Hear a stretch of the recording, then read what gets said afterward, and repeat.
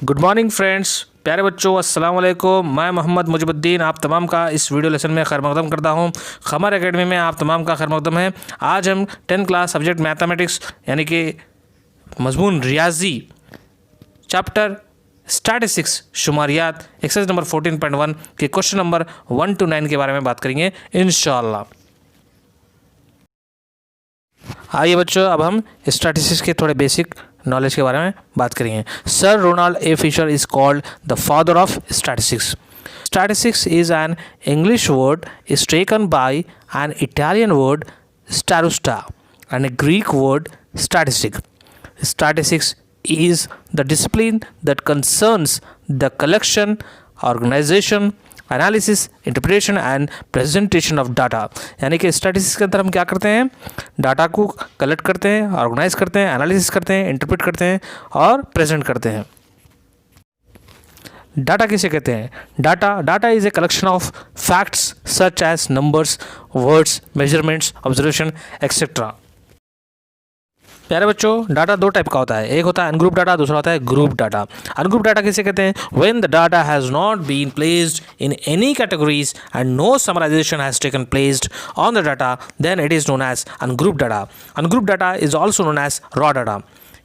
चलिए अब देखते हैं group data. When raw data have been grouped in different classes then it is said to be group data. यानी कि ऐसा डाटा जिसके अंदर क्लास इंटरवल्स पाया जाता है उसको कहते हैं ग्रुप डाटा, और जिसके अंदर क्लास इंटरवल नहीं पाया जाता है, हर इंडिविजुअल की इंफॉर्मेशन इंफरादी तौर पर पाई जाती है, उसको अनग्रुप डाटा कहते हैं। चलिए अब देखते हैं स्कोप ऑफ स्टैटिस्टिक्स। स्टैटिस्टिक्स का इस्तेमाल बहुत से फील्ड्स में होता है। Statistics is used in many sectors such as psychology, geology, sociology, weather forecasting, probability and much more. The goal is to gain understanding from the data. It focuses on application and hence it is distinctively considered as a mathematical science. प्यारे बच्चों, अब हम देखेंगे central tendency. इस 10th class के statistics chapter के अंदर जो हमारे जिस कॉन्सेप्ट के बारे में हमें पढ़ना है वो है central tendency. What is central tendency? The central tendency is stated as statistical measure that represent the single value of the entire distribution of a data set. It aims to provide an accurate description of the entire data in the distribution. In statistics, the central tendency is a descriptive summary of a data set through the single value from the data set. It reflects the center. यानी कि central tendency एक single value होती है जो पूरे data set के centre को reflect करती है, जिसकी वजह से डाटा के सेंटर वैल्यू का रिफ्लेक्शन होता है। सेंट्रल टेंडेंसी मालूम करने के 3 मेथड्स हैं, mean, median and mode. Mean मालूम करने के मजीद 3 मेथड्स हैं, डायरेक्ट मेथड, अज्यूमिंग मेथड और स्टेप डिविएशन मेथड। इस वीडियो लेसन में हम इन तीनों मेथड्स के बारे में देखेंगे। डायरेक्ट मेथड्स को उर्दू में कहते हैं रास्त तरीक़ा, अज्यूमिंग मेथड को उर्दू में कहते हैं मफरूज़ औसत का तरीक़ा, स्टेप डिविएशन मेथड को उर्दू में कहते हैं इनराफ़ी तरीक़ा। आज हम इन तीनों तरीक़ों की मदद से औसत मालूम करने का तरीक़ा देखेंगे। इन तीनों मेथड्स को इस्तेमाल करते हुए औसत मालूम करेंगे इंशाअल्लाह। प्यारे बच्चों, इस वीडियो लेसन को एंड तक देखें। इस वीडियो लेसन के आखिर में problem number 2nd, 3rd, 4th, 5th, 6th, 7th, 8th, 9th यानी कि इन तमाम प्रॉब्लम्स को, यानी कि प्रॉब्लम नंबर 1 to 9 तक के तमाम प्रॉब्लम के सोल्यूशन इस वीडियो लेसन में मौजूद हैं। आखिर में मैंने अभी भी जो क्वेश्चन नंबर आपको सुना है उसके सोल्यूशन मौजूद हैं। आप आखिर में इन तमाम प्रॉब्लम के सोल्यूशन को अपने नोटबुक में लिखें और अपने एग्जाम की तैयारी करें। शुक्रिया। अपलोड्स की नोटिफिकेशन हासिल करने के लिए हमारे चैनल को सब्सक्राइब करें और साथ में दिए गए घंटे के निशान को दबाना। प्यारे बच्चों, अस्सलाम वालेकुम। आइए आज हम फिर से हाजिर हैं एक और नए वीडियो लेसन के साथ। आज के इस वीडियो लेसन में हम बात करेंगे स्टैटिस्टिक्स की। Statistics 10th class subject mathematics chapter number 14 जो कि स्टैटिस्टिक्स है, आज हम उसके बारे में बात करेंगे। आज हम स्टैटिस्टिक्स चैप्टर की एक्सरसाइज नंबर 14.1 इंशाल्लाह कंप्लीट करेंगे। इस एक्सरसाइज के अंदर जुमला 9 प्रॉब्लम्स है और इन 9 प्रॉब्लम्स में हमको मीन फाइंड आउट करना है। प्यारे बच्चों, आप ये बात नोट कर लें, मीन मालूम करने के जुमला 3 मेथड्स हैं। पहला मेथड है डायरेक्ट मेथड, दूसरा मेथड है अज्यूम मीन मेथड, तीसरा मेथड है स्टेप डिविएशन मेथड। प्यारे बच्चों, एग्जाम में आपको फ़र्ज करो पूछता है डायरेक्ट मेथड से, तब आप डायरेक्ट मेथड को इस्तेमाल करते हुए ही मीन मालूम करना। फ़र्ज करो आपको अज्यूम मीन मेथड एग्जाम में आता है, या एग्जाम में जो आपको प्रॉब्लम देता है उसमें आपको ये बोलता है कि आप अज्यूम मीन मेथड की मदद से इसको सॉल्व करें, तब आप अज्यूम मीन मेथड के ज़रिए ही इसको सॉल्व करना होगा। हाँ, फ़र्ज करो फर्स्ट करो आपको एग्जाम में स्टेप डिवीजन मेथड के जरिए प्रॉब्लम को सॉल्व करने के लिए कहता है, तब आप स्टेप डिवीजन मेथड की मदद से ही उस प्रॉब्लम को सॉल्व करेंगे। तो जैसा सवाल में पूछेगा आप वैसा उस हिसाब से उस मेथड का इंतखाब करेंगे। यानी कि डायरेक्ट मेथड पूछा, डायरेक्ट मेथड से सॉल्व करना, स्टेप डिवीजन पूछा, स्टेप डिवीजन मेथड के जरिए हिसाब से सॉल्व करना, अज्यूमिंग मेथड पूछा तब आप अज्यूमिंग मेथड के जरिए ही उस प्रॉब्लम को सॉल्व करना। आई बात समझ में? राइट, वेरी गुड प्यारे बच्चों। तो चलिए शुरू करते हैं हमारा आज का पहला problem. A survey was conducted by a group of students as a part of their environmental awareness program, in which they collected the following data regarding the number of plants in 20 houses in a locality. Find the mean number of plants per house. हमको क्या मालूम करना है? mean number of plants per house, यानी कि हमको mean मालूम करना है। We are given this group data. This is the example of a group data. यहाँ पर देखिए ये ग्रुप डाटा की एग्जाम्पल है। Already we have discussed group data and ungroup data. This is the example of group data. Here what we are given? We are given number of plants and number of houses. There are 0 to 2 plants in 1 house. There are 2 to 4 plants in 2 houses. There are 4 to 6 plants in 1 house. There are 6 to 8 plants in 5 houses. उसी तरीके से यहाँ पर देखिए 8 to 10 plants रखने वाले, 12 to 14 plants रखने वाले 3 घर हैं। हमको क्या करना है? मीन नंबर ऑफ प्लांट्स पर हाउस मालूम करना है, यानी कि मीन मालूम करना है। तो चलिए मीन मालूम करने के लिए हम क्या करेंगे? इस प्रॉब्लम को हम तीनों मेथड से सॉल्व करेंगे, यानी कि मीन मालूम करेंगे, इस प्रॉब्लम का मीन मालूम करेंगे, लेकिन मीन मालूम करने के लिए हम तीनों मेथड का इस्तेमाल करेंगे। पहले डायरेक्ट मेथड से सॉल्व करेंगे, उसके बाद अज्यूमिंग मेथड से मीन मालूम करेंगे, उसके बाद स्टेप डिविएशन से हम मीन मालूम करेंगे। आई बात सुनिए, लेकिन एग्जाम में आपको जिस मेथड से पूछेगा आप उसी मेथड का इस्तेमाल करते हुए मीन फाइंड आउट करेंगे। हाँ, किसी सूरत अगर एग्जाम में आपको किसी भी मेथड का नाम नहीं देता है तब आप किसी भी इन तीनों मेथड में से किसी भी एक मेथड का इंतखाब करते हुए मीन फाइंड आउट कर सकते हैं। आपकी मर्जी से आप किसी मेथड का सिलेक्शन कर सकते हैं, लेकिन एग्जाम में किसी मेथड का नाम मेंशन कर देता है तब उसी मेथड से आपको मीन मालूम करना होगा। नहीं मेंशन करने की सूरत में आप किसी भी मेथड का इस्तेमाल कर सकते हैं। प्यारे बच्चों, यहाँ पर और 2 बातें आप नोट कर लें। पहली बात ये कि दिए गए डाटा में, यहाँ पर जो हमको डाटा दिया गया है, इस डाटा में स्मॉल वैल्यूज अगर होते हैं जैसा कि 1 to 1, ये थोड़े स्मॉल वैल्यूज हैं, इस सूरत में आप डायरेक्ट मेथड का इस्तेमाल करेंगे तो कैलकुलेशन ईजी होते हैं। लार्ज वैल्यूज, बड़े वैल्यूज अगर आपको एग्जाम में क्वेश्चन में दिया जाता है तब आप डायरेक्ट मेथड से सॉल्व करेंगे तो आपको टाइम काफ़ी उसमें इस्तेमाल में आता है, यानी कि टाइम बहुत कंज्यूम आता है। वैसी सूरत में आप लार्ज वैल्यूज़ के लिए आप स्टेप डिविएशन की हेल्प लें ताकि आप कम वक्त में मीन आसानी से फाइंड आउट कर सकें। हाँ, एग्जाम में जो मेथड का नाम दिया गया है उसी मेथड से सॉल्व करना, नहीं देने की सूरत में आपकी मर्जी होती है। आप किसी भी 3 मेथड में से किसी भी एक मेथड का इस्तेमाल मीन मालूम करने के लिए कर सकते हैं। आ रही बात समझ में? राइट, चूंकि यहाँ पर आपको किसी भी मेथड का नाम नहीं दिया गया, ना डायरेक्ट मेथड का नाम दिया, ना अज्यूमिंग मेथड का नाम दिया गया, ना स्टेप डिविएशन का नाम दिया गया है, लिहाजा आप तीनों में से किसी भी मेथड का इस्तेमाल करते हुए मीन मालूम कर सकते हैं। चूंकि वैल्यूज पूरे स्मॉल है, लिहाजा बेहतर रहता है कि आप डायरेक्ट मेथड के जरिए मीन मालूम करें। लार्ज वैल्यूज देने पर हम स्टेप डिविएशन की हेल्प लेंगे इंशाल्लाह, लेकिन आज हम इस प्रॉब्लम को तीनों मेथड से सॉल्व करते हुए मीन मालूम करेंगे। तो चलिए शुरू करते हैं। इस पहले प्रॉब्लम को डायरेक्ट मेथड से किस तरीके से मीन मालूम किया जाता है इसको देखते हैं। तो चलिए आज का पहला प्रॉब्लम शुरू करते हैं। यहाँ पर हमको जो ग्रुप डाटा दिया गया है, यहाँ पर 2 रोज हैं, ये पहली रो है, ये दूसरी रो है। हम ये रोज को क्या करेंगे? पहली फुर्सत में कॉलम में कन्वर्ट कर लेंगे।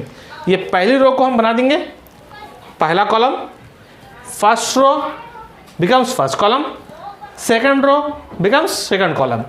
पहली रो को हम पहला कॉलम बना दिए और ये दूसरी रो को हम क्या करेंगे? दूसरा कॉलम बना दिए। इस दूसरे कॉलम को बोलते हैं हम फ्रीक्वेंसी कॉलम और इसको FI से डिनोट करते हैं। चलिए 2 कॉलम आ गए। अब डायरेक्ट मेथड के अंदर नेक्स्ट कॉलम जो होता है वो होता है क्लास मार्क का, इसको XI से डिनोट करते हैं। इसका एक और नाम होता है, उसको बोलते हैं मिड पॉइंट। ये वैल्यूज कैसा मालूम करना? XI की वैल्यूज कैसा मालूम करना? XI मालूम करने के लिए आप क्या करेंगे? जो आपको क्लासेस दिए गए हैं, यहाँ पर आपको क्लासेस दिए गए हैं, इन क्लासेस में ये लोअर लिमिट है, ये अपर लिमिट है।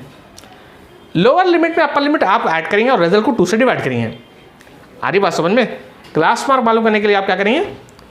लोअर लिमिट में अपर लिमिट ऐड करेंगे, उसके रिजल्ट को 2 से डिवाइड करेंगे। चलिए 0 + 2 2, फिर ये रिजल्ट को 2 से डिवाइड करेंगे। 2 1 गेट्स कैंसल, आंसर क्या है? 1। ये यहाँ पर लिख देंगे 1। अब उसका नेक्स्ट क्लास की क्लास मार्क मालूम करना है हमको, चलिए ये क्लास मार्क की वैल्यू कितनी आती है मालूम करना है, तो आप क्या करेंगे, ये क्लास की हेल्प लेंगे। इसकी लोअर लिमिट 2 है, अपर लिमिट 4 है, 2 + 4 6, रिजल्ट को 2 से डिवाइड करेंगे, 2 × 1 = 2, 3 = आंसर आया 3, वो यहाँ लिख दिए। नेक्स्ट क्लास मार्क मालूम करने के लिए क्या करेंगे, सेम लोअर लिमिट में अपर लिमिट ऐड करना, रिजल्ट को 2 से डिवाइड करना, 4 + 6 10, 10 को 2 से डिवाइड करेंगे यानी कि 10 का हाफ। जो भी आपको लोअर लिमिट में अपर लिमिट ऐड करने पर जो रिजल्ट आता है उसका हाफ लेना है, 2 से डिवाइड करना मतलब हाफ लेना है। चलो बोलो 4 + 6, यहाँ से आप ओरल बोलने की कोशिश कीजिए, 4 + 6 10, 10 का हाफ 5, 6 + 8 14, 14 का हाफ यानी कि 14/2 इज नथिंग बट 2 × 1 = 2, 7 = 7। चलिए उसके बाद नेक्स्ट 8 + 10 18, 18 का हाफ 9, 10 + 12 22, 22 का हाफ 11, 12 + 14 26, 26 का हाफ 13। आई बात समझ में, ये इस तरीके से हमने क्या मालूम किया है, एक्सआई। मैं उम्मीद करता हूँ आपको ये बात समझ में आई होगी। अब नेक्स्ट जो हमको कॉलम होता है उसका नाम होता है FI × XI। ये FI की वैल्यू से, ये XI की वैल्यू से, ये पूरे FI से, ये XI से, इन दोनों को आप मल्टीप्लाई करेंगे। 1 × 1 1, 2 × 3 = 6, 1 × 5 5, 5 × 7 = 35, 6 × 9 = 54, 2 × 11 = 22, 3 × 13 = 39। इस तरीके से हमने क्या किया है, FI × XI मालूम किया है। अब हम क्या करेंगे, ये पूरे FIs को ऐड कर लेंगे यानी कि सिग्मा FI मालूम करेंगे। ये पूरे वैल्यूज को आप ऐड करो, 1 + 2 + 1 + 5 + 6 + 2 + 3, आपको रिजल्ट आता है 20। आई बात समझ में। उसी तरीके से FI × XI, ये पूरे FI × XI की वैल्यू से, ये FI × XI के पूरे वैल्यू से इन तमाम को आप ऐड करेंगे यानी कि आप क्या मालूम करेंगे, सिग्मा FI × XI। चलिए ये पूरा ऐड करो, 1 + 6 + 5 + 35 + 54 + 22 + 39 करिए, आपको रिजल्ट आता है 162। अब हम क्या करेंगे, डायरेक्ट मेथड के जरिए मीन मालूम करेंगे। Since you know that in direct method mean equals to, mean जिसको हम क्या करते हैं x बार, मीन को x बार से डिनोट करते हैं, वो मालूम करने के लिए हमारे पास फार्मूला है डायरेक्ट मेथड के अंदर, वो क्या है, sigma FI × XI by sigma FI। चलिए सिग्मा FI × XI कितना है, सिग्मा FI × XI का आंसर 162 बाई सिग्मा FI का आंसर लेकर आए अभी हम कितना लेकर आए 20। चलिए अब इसको हम सॉल्व करें, सिंप्लीफाई करते हैं, 2 × 1 = 2 0 2 8 = 16, 2 1 = 2, कितना 1/10। ये 0 यहाँ से हम रिमूव करेंगे और पॉइंट एक प्लेस के बाद इधर लगा देंगे, तो हमारा आंसर आ गया 8.1। ये जो आंसर आया ये हमारा आंसर क्या है, मीन है, जिसको हम x बार कहते हैं, और उसका वैल्यू कितना है 8.1। ये हमारा रिक्वायर्ड आंसर है। तो मैं उम्मीद करता हूँ कि आपको बात समझ में आई होगी। प्यारे बच्चों, ये था हमारा डायरेक्ट मेथड। तो किस तरीके से डायरेक्ट मेथड के जरिए हम मीन मालूम करते हैं, मैं उम्मीद करता हूँ कि आपको बात समझ में आई होगी। प्यारे बच्चों, अब हम अज्यूम मीन मेथड के जरिए किस तरीके से मीन मालूम करते हैं, चलिए देखते हैं। अब हम अज्यूम मीन मेथड देखेंगे इंशाल्लाह। सेम प्रॉब्लम को हम अज्यूम मीन मेथड के जरिए हम सेम प्रॉब्लम का मीन मालूम करेंगे। सेम प्रॉब्लम, जिस प्रॉब्लम का हमने मीन डायरेक्ट मेथड से मालूम किया था, अब हम उसी प्रॉब्लम का मीन अज्यूम मीन मेथड के जरिए मालूम करेंगे। तो चलिए शुरू करते हैं। इधर देखिए, हमको जो ग्रुप डाटा दिया गया था जिसके अंदर 2 रोज है, हम सबसे पहले हम क्या कर देंगे, 2 कॉलम्स में उसको कन्वर्ट कर लेंगे। We are given 2 rows, we have converted this 2 rows into 2 columns. पहली रो को हम क्या कर दिए, पहला कॉलम बना दिए, सेकंड रो को सेकंड कॉलम बना दिए। जैसा डायरेक्ट मेथड के अंदर हमने किया था सेम, ये इसी तरीके से हमने अज्यूम मीन मेथड के अंदर भी उसी तरीके से हमने रोज को कॉलम में कन्वर्ट किया। उसके बाद जिस तरह डायरेक्ट मेथड में हमने क्लास मार्क मालूम किया था, ठीक उसी तरीके से इस मेथड के अंदर भी हम क्या करेंगे, क्लास मार्क मालूम करेंगे। चलिए क्या करना है, क्लास मार्क मालूम करने के लिए लोअर लिमिट में अपर लिमिट क्या करना है, ऐड करना है, रिजल्ट को 2 से डिवाइड करना है। चलिए 0 + 2 2, 2 का हाफ यानी कि 2 को 2 से डिवाइड करो तो क्या आता है answer 1, 2/2, 2 1 = 2 1 = get cancel, answer is 1, right. चलिए उसके बाद नेक्स्ट क्लास मार्क मालूम करना, तो क्या करना, lower limit plus upper limit, lower limit में अपर लिमिट ऐड करना है, रिजल्ट को 2 से डिवाइड करना है। 2 + 4 6, 6 का हाफ 3, 4 + 6 10, 10 का हाफ 5, 6 + 8 14, 14 का हाफ 7, 8 + 10 18, 18 का हाफ 9, 10 + 12 22, 22 को 2 से डिवाइड करो, 22/2 11, 12 + 14 26, 26 को 2 से डिवाइड करो 13। मैं उम्मीद करता हूँ बात समझ में आई होगी। अब इसके बाद ये है XI। जिस तरीके से डायरेक्ट मेथड में हमने XI मालूम किया था, ठीक उसी तरीके से इस मेथड के अंदर भी हमको XI मालूम करना है। अब यहां पर जो नेक्स्ट कॉलम होता है अज्यूम मीन मेथड के अंदर, अब हम अज्यूम मीन मेथड देख रहे हैं, डायरेक्ट मेथड नहीं। इससे पहले हम डायरेक्ट मेथड देख चुके हैं, अब हम अज्यूम मीन मेथड देख रहे हैं। तो इसके लिए जो नेक्स्ट कॉलम होता है क्लास मार्क के बाद, वो होता है DI का कॉलम। चलिए, इसका फॉर्मूला है DI is equals to xi minus a। ये a जो होता है इसका सिलेक्शन हम xi में से करते हैं। आप xi के कॉलम में से, हमारे पास xi के कितने वैल्यूज है, 1 2 3 4 5 6 7 वैल्यूज है। इन तमाम 7 में से आप किसी को भी a एज ए सेलेक्ट कर सकते हैं, ठीक है।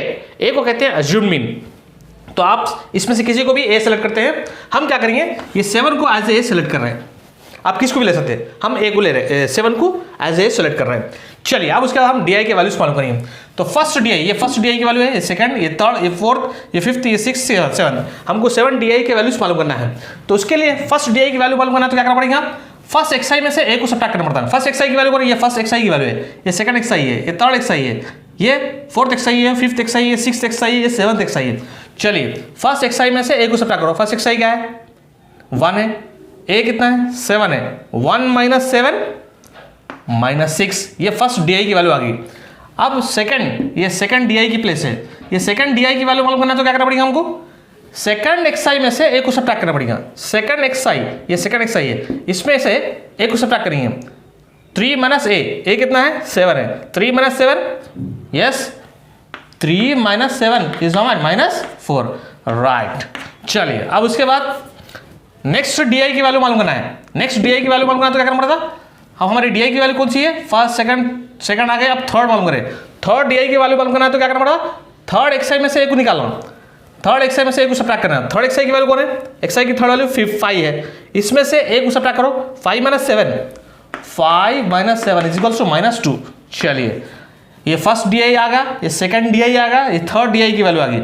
अब नेक्स्ट फोर्थ DI की वैल्यू मालूम करना है। फोर्थ DI की वैल्यू मालूम करना तो फोर्थ xi में से a को सब्ट्रैक्ट करेंगे। फोर्थ xi कौन है, ये फर्स्ट xi है, सेकंड है, थर्ड है, फोर्थ है। फोर्थ xi में से a को सब्ट्रैक्ट करेंगे। xi भी 7 है, a भी 7 है, 7 माइनस 7, यस 0, वेरी गुड। चलिए, नेक्स्ट फिफ्थ DI मालूम करना है तो फिफ्थ xi में से a को सब्ट्रैक्ट करेंगे। 9 माइनस 7, 2। चलिए, उसके बाद नेक्स्ट DI मालूम करना तो xi में से a को सब्ट्रैक्ट करना, 11 माइनस 7, यस बोलिए 4, वेरी गुड।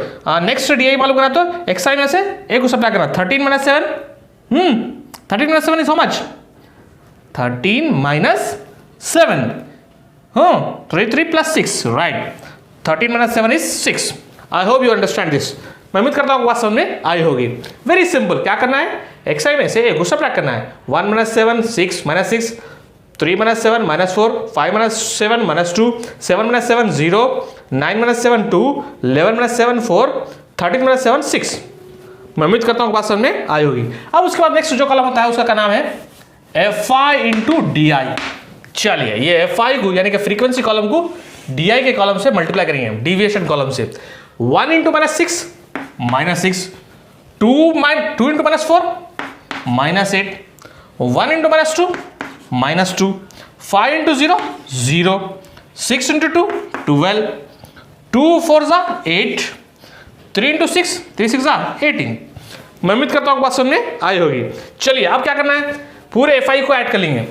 ये fi कॉलम है, ये फ्रीक्वेंसीज को, पूरे फ्रीक्वेंसीज को ऐड कर लेंगे, यानी कि सिग्मा fi मालूम करना है हमको। ये चूंकि पूरे fi को ऐड करें, लिहाजा हम सिग्मा fi मालूम कर रहे हैं। चलिए, इसको ऐड करो, 1 plus 2 plus 1 plus 5 plus 6 plus 2 plus 3 करो, आपको आंसर आता है 20। आई बात समझ में। चलिए, अब उसके बाद ये पूरे fi DI को ऐड करके सिंप्लीफाई करेंगे, तो इसका आंसर जो भी आएगा उसको बोलेंगे सिग्मा fi DI। चलिए, पहले निगेटिव वाले निगेटिव नंबर्स को ऐड कर लेंगे। ये निगेटिव, ये निगेटिव, निगेटिव है, ये पूरे निगेटिव को ऐड कर लो। 6 2 8 8 8 16 माइनस 16। पॉजिटिव को ऐड कर लो, ये पूरे पॉजिटिव नंबर्स को ऐड कर लो। चलिए, 12 प्लस 8 20, 20 प्लस 18 38, ये प्लस 38, पॉजिटिव 38।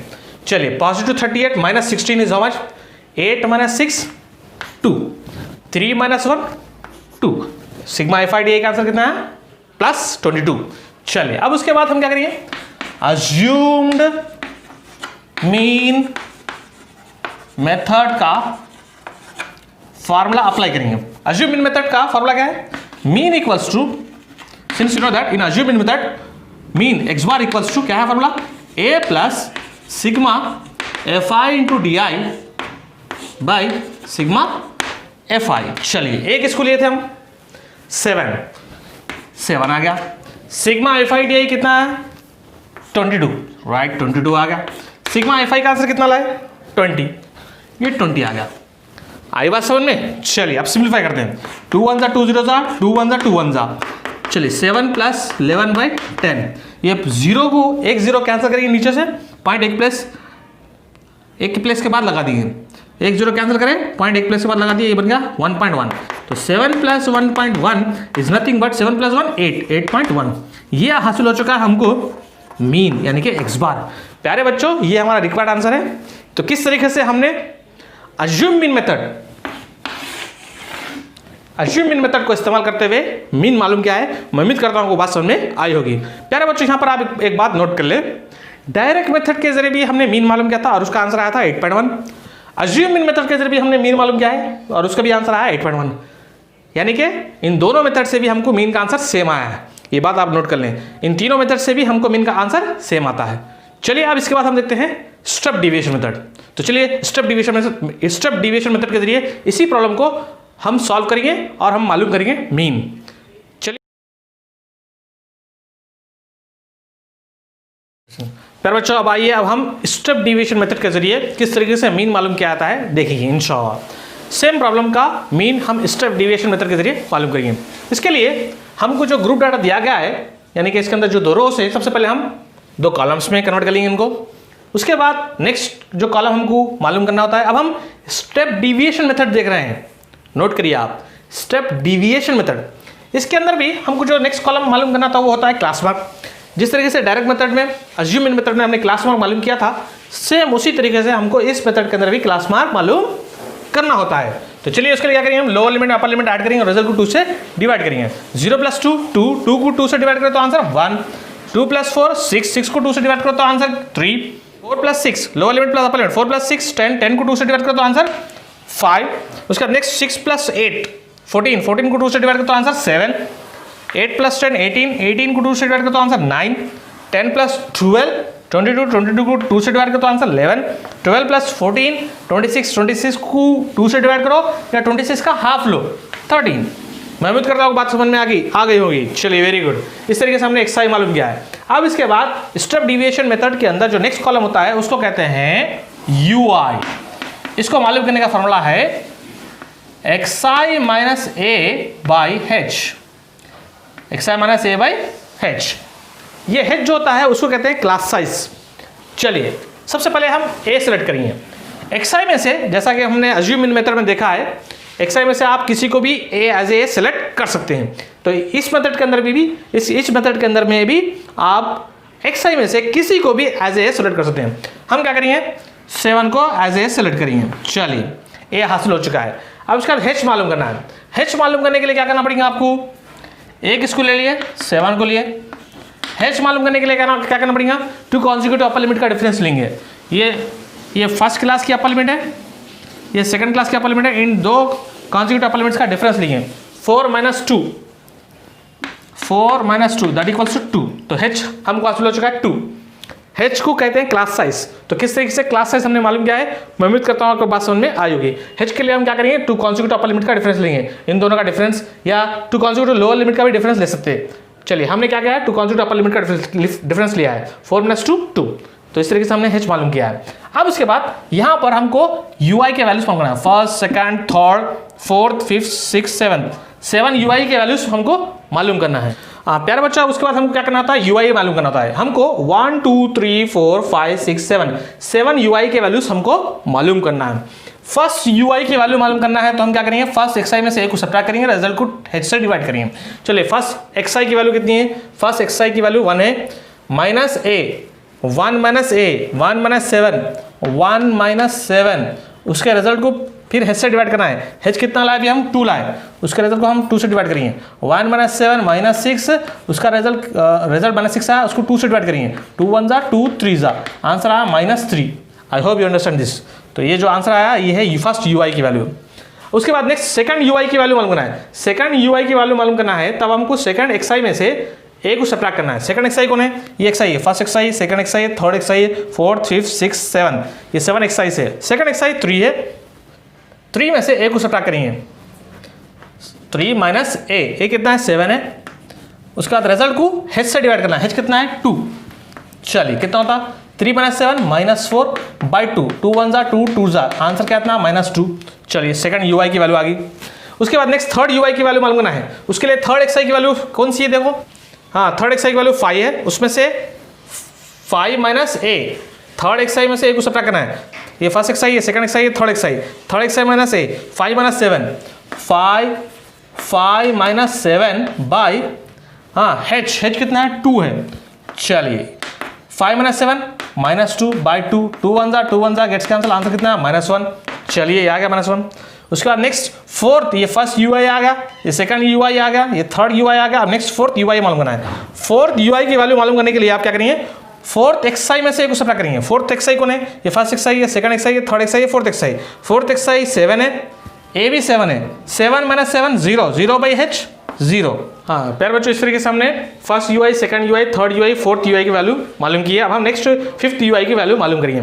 फिफ्थ ui की वैल्यू मालूम करने के लिए आप क्या करेंगे, फिफ्थ xi में से एक को सब्ट्रैक्ट करेंगे, रिजल्ट को h से डिवाइड करेंगे। चलिए फिफ्थ ये ui की वैल्यू मालूम करने के लिए फिफ्थ xi में से एक को सब्ट्रैक्ट करेंगे, 9 माइनस 7।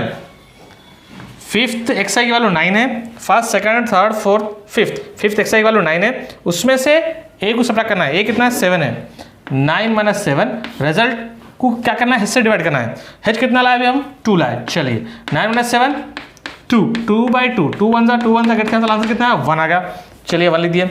नेक्स्ट ui की वैल्यू करना है तो क्या करना, इसी करस्पॉन्डिंग जो xi है उसमें से a को सब्ट्रैक्ट करेंगे।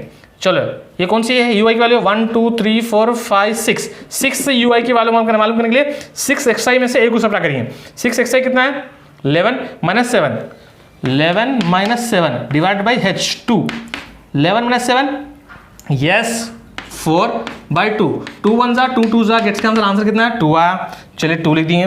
उसके बाद नेक्स्ट सेवंथ ui की वैल्यू मालूम करने के लिए सेवंथ xi में से एक को सब्ट्रैक्ट करेंगे। 13 माइनस 7 बाई h 2 है, 13 माइनस 7 कितना होता 6 बाई 2, 2 1 जा 2 3 जा बोले 3, ये आ गया 3 आपको ये रिजल्ट। इस तरीके से हमने7 ui के वैल्यूज मालूम किए हैं। मैं उम्मीद करता हूं कि किस तरीके से ui मालूम किया था आपको बात समझ में आई होगी। क्या उम्मीद करता हूं बात समझ में आई होगी। ui के वैल्यूज मालूम करने के लिए एक और शॉर्टकट टेक्निक है, वो क्या है, जिसको भी आप a लेते हैं उसके बाजू की वैल्यू को 0 लिख देना। आप यहां पर जिसको भी xi में से किसी को भी आप एज ए सेलेक्ट करते हैं उसकी करस्पॉन्डिंग वैल्यू जो रहती है ui की वो 0 रहती है। उसके बाद क्लास को देखिए, क्लास से देखो इंक्रीजिंग ऑर्डर में 0 2 4 6 8 10 12 इंक्रीजिंग ऑर्डर में ना, तो वैसी सूरत में नीचे आप क्या करेंगे पॉजिटिव नंबर्स लिखिए, पॉजिटिव नंबर्स +1 +2 +3 करिए, +1 +2 +3 +4 +5 +6 ऐसा कर लिखते रहेंगे। और ऊपर नेगेटिव नंबर्स लिखिए -1 -2 -3 -4 -5 -6 इस तरीके से। आई बात समझ में, ये शॉर्टकट टेक्निक है ui की वैल्यूज मालूम करने के लिए। आई बात समझ में। चलिए अब नेक्स्ट जो कॉलम होता है वो है fi इंटू ui। चलिए fi के कॉलम को ui कॉलम से मल्टीप्लाई करिए। 1 into -3 only by default normally, 2 into -2 -4, 1 into -1 -1, 5 into 0 0, 6 into 1 6, 2 2 जा 4, 3 3 जा 9। अब आप क्या करेंगे नेगेटिव नंबर को ऐड करिए, पॉजिटिव नंबर्स को ऐड करिए। हाँ नेगेटिव नंबर्स को ऐड करिए, -3 -4 -7 -1 -8 होगा। पॉजिटिव नंबर को ऐड करिए 6 + 4 10 + 9 19 होगा। चलिए नेगेटिव पॉजिटिव नंबर्स का आ गया। अब उसका हम सिग्मा fi ui मालूम करेंगे। ये पूरा को सिंप्लीफाई करके इन लोग को ऐड करेंगे और रिजल्ट सिग्मा fi ui लेकर आएंगे। चलिए कितना आया सर, नेगेटिव नंबर्स का ऐड करें तो कितना आया -8 आया, पॉजिटिव का ऐड करें तो 19 आया। 19 - 8 इज नथिंग बट 11 + 11। जो सिग्मा fi का आंसर आ गया 20, सिग्मा fi ui का आंसर आ गया 11। अब हम क्या करेंगे स्टेप डिविएशन मेथड की हेल्प लेते हुए मीन मालूम करेंगे। Step deviation method, since you know that in step deviation method mean equals to, चलो स्टेप डिविएशन मेथड के अंदर मीन मालूम करने यानी कि x बार मालूम करने का फॉर्मूला क्या है, a plus sigma fi into ui by sigma fi into h। चलिए एक आंसर कितना लाया अभी हम, एक इसको लिए थे हम 7 लिए थे। चलिए a आ गया प्लस सिग्मा fi ui का आंसर कितना लाए 11 आ गया बाय सिग्मा fi का आंसर कितना है 20। ये 20 आ गया, इंटू h कितना है, क्लास साइज 2 है तो इंटू 2 लिख दिए हम। चलिए 2 1 जा 2 10 जा, तो क्या होगा 7 प्लस 11/10, जीरो कैंसिल होगा, पॉइंट एक प्लस के पास इधर हम लगा दिए, बच गया क्या 7 plus 1.1, 7 plus 1.1 is nothing but 7 plus 1 8.1। इस तरीके से हमने मीन यानी कि x बार मालूम किया और उसका आंसर है 8.1। तो प्यारे बच्चों, किस तरीके से स्टेप डिविएशन मेथड की मदद से हम मीन मालूम करते हैं, मैं उम्मीद करता हूं कि बात आपको समझ में आई होगी। इन तीनों मेथड्स के जरिए जो हमने मीन का आंसर लाया वो कितना है 8.1। डायरेक्ट मेथड के जरिए भी हमने मीन का आंसर 8.1 लाया था, अज्यूम मीन मेथड के जरिए भी मीन का आंसर 8.1 लाया था, इसके साथ स्टेप डिविएशन मेथड के जरिए भी हमने मीन का आंसर 8.1 लाया है। तो तीनों मेथड के जरिए भी हमने मीन का आंसर सेम लाया है। मैं उम्मीद करता हूं कि बात समझ में आई होगी। शुक्रिया। वालेकुम, आइए आज हम फिर से हाजिर हैं एक और नए वीडियो लेसन के साथ। आज के इस वीडियो लेसन में हम बात करेंगे statistics 14.1 exercise number 14.1 chapter number 14 exercise number 14.1 का प्रॉब्लम नंबर 3। इस प्रॉब्लम के अंदर हम क्या करेंगे, मिसिंग फ्रीक्वेंसी मालूम करेंगे। मीन देने पर किस तरीके से मिसिंग फ्रीक्वेंसी मालूम किया जाता है उसको देखेंगे।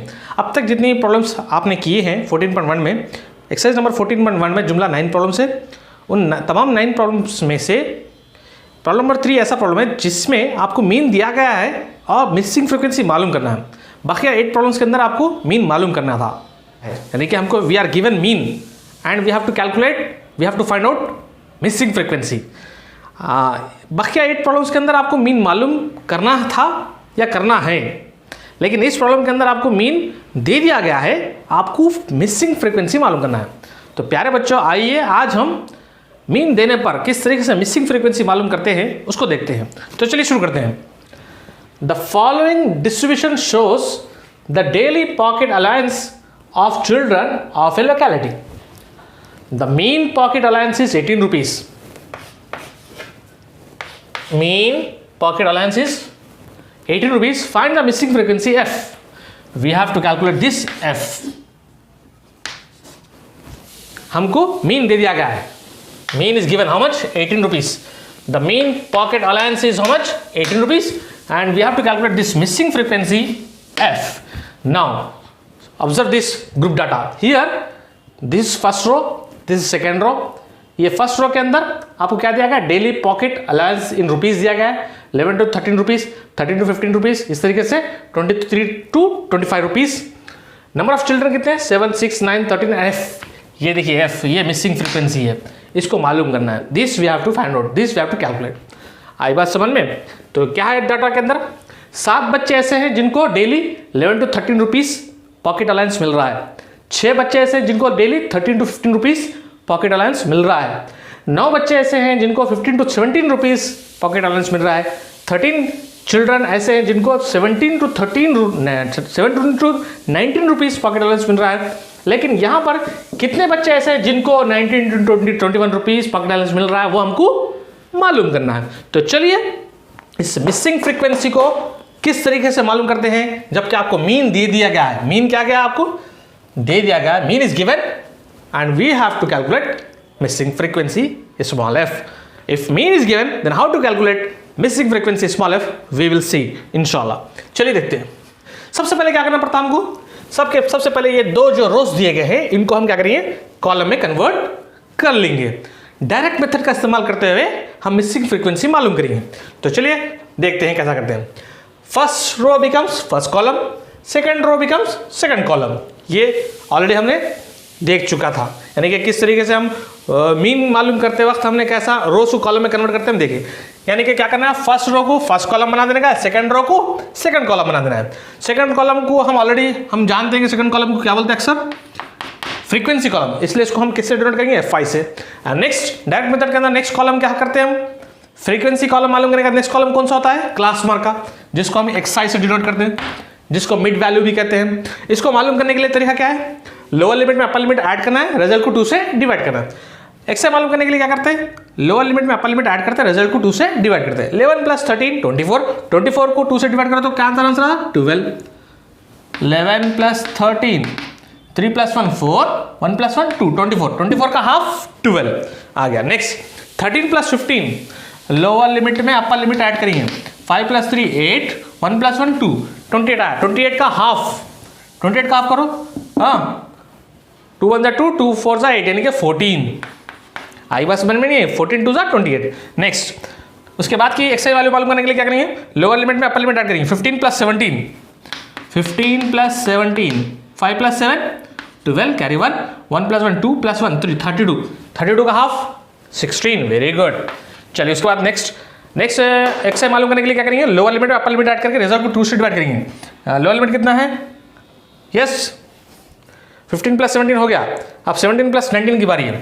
17 + 19, 36 / 2, yes how much, 18। Very good. चलिए उसके बाद next 19 + 21, 19 + 21 is how much, 9 + 1 10, carry 1 3 + 1 4, 4, 40 का हाफ कितना होता, 40/2 20, यस। नेक्स्ट 21 + 23, 21 + 23, 3 + 1 4, 2 + 2 4, 44, 44 का half 22, yes very good. Next 23 + 25, 23 + 25 is how much, 5 + 3 8, 2 + 2 4, 48, 48 का हाफ 24। तो इस तरीके से हमने एक्सरसाइज मालूम किया है। तो किस तरीके से मिड वैल्यू यानी कि क्लास में मालूम करते हैं, मैं उम्मीद करता हूँ बात समझ में आई होगी। क्लास में मालूम करने के लिए क्या करना पड़ता है आपको, lower limit upper limit add करना है। रिजल्ट जो भी आता है, ये जो भी रिजल्ट आता है इसको क्या करना है, इसका हाफ लेना है, यानी कि इसको 2 से डिवाइड करके यहाँ पर आप एक्सरसाइज लिखना है या मालूम करना है। समझ में ये बात, right, very good. Next column FI × XI, यानी कि FI के कॉलम को XI कॉलम से आप क्या करेंगे, मल्टीप्लाई करेंगे। चलिए 12 7 7 2 14, कैरी 1, 7 1 7 + 1 8, 84, राइट। हाँ 6 × 14, 6 4 24, carry 2, 6 1 6 + 2 8, 84 again. Next 16 9 9 6 54, carry 5, 9 1 9 + 5, yes 144। Next 13 × 18, 13 × 18 × 13, how much, 3 8 24, carry 2, 3 1 3 + 2 5, 1 8 8, 1 × 1 1, कितना होगा 8 + 5 13, कैरी 1, 1 + 1 2, 234, 234 ये आ गया। Next 20 × F, 20F। Next 22 × 5, 5 2 10, carry 1, 5 2 10 + 1 11, right. 4 4 16, 24 × 4, 4 4 16, carry 1, 4 2 8 + 1 9। मैं उम्मीद करता हूँ कि बात समझ में आई होगी। क्या करना है आपको, जस्ट FI के वैल्यूज को XI के वैल्यू से, FI के वैल्यू को XI के वैल्यू से आप मल्टीप्लाई करना है। इसको इससे मल्टीप्लाई करो, यह आता, इसको इससे मल्टीप्लाई करो, यह आता, इसको इससे मल्टीप्लाई करो, यह आता। उसी तरीके से इस वैल्यूज को इस वैल्यू से मल्टीप्लाई करेंगे तो ये वैल्यू आती। F को 20 से मल्टीप्लाई करो 20 आता, 5 को 22 से मल्टीप्लाई करो 110 आता, 4 को 24 से मल्टीप्लाई करो 96 आता है। अब क्या करना है, पूरे FI को ऐड कर लिए, यानी कि सिग्मा FI मालूम करेंगे। चलिए 7 + 6 + 9 + 13 + 5 + 4 करेंगे तो आपको आंसर आता है 44। ये F चूंकि अनलाइक टर्म है, ये पूरे बाकी के नंबर्स लाइक टर्म है, लिहाजा पूरों को ऐड कर लिया, और F चूंकि अनलाइक है लिहाजा इसको F को सेपरेट रखेंगे। चलिए उसी तरीके से सिग्मा FI XI मालूम करिए, पूरे वैल्यूज को ऐड करिए। Sigma FI × XI equals to, चलिए 84 + 84 + 144 + 234 + 110 + 96, ये पूरों को आप ऐड कर लेंगे तो आपको आएगा आंसर 752। ये 20F एज इट इज रखेंगे। ये 20F को एज इट इज क्यों रख रहे हैं, क्योंकि 720F अनलाइक टर्म में, लिहाजा इसको एज इट इज रखना पड़ता है, क्योंकि इसके अंदर F है और इसलिए इसको हम इसके अंदर नंबर के अंदर इसके कोएफिशिएंट को इन नंबर्स के अंदर ऐड नहीं कर सकते। चलिए तो 20F एज इट इज आ गया, बाकी पूरे नंबर्स को ऐड कर लिए 752 आ गया। इस तरीके से सिग्मा FI XI हमको आ चुका है। अब हम क्या करेंगे, डायरेक्ट मेथड का इस्तेमाल करेंगे। Since you know that direct method,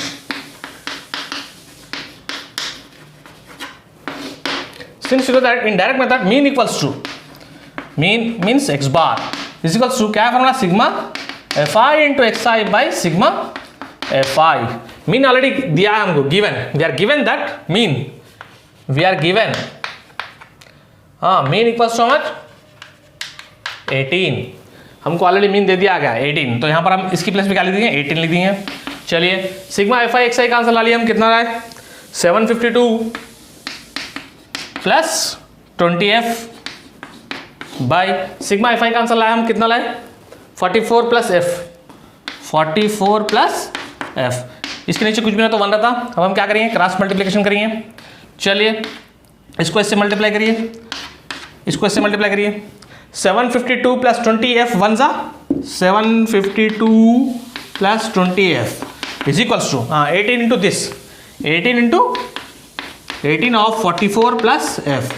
चलिए 752 plus 20f is equals to 18 into 44, 44 को आप 18 से मल्टीप्लाई करिए, कितना होता है आंसर 8 4 32 कैरी 3, 8 4 32 प्लस 3 35, 1 4 4, 1 4 4, आंसर आएगा 297, 792 प्लस 18 इंटू एफ 18f।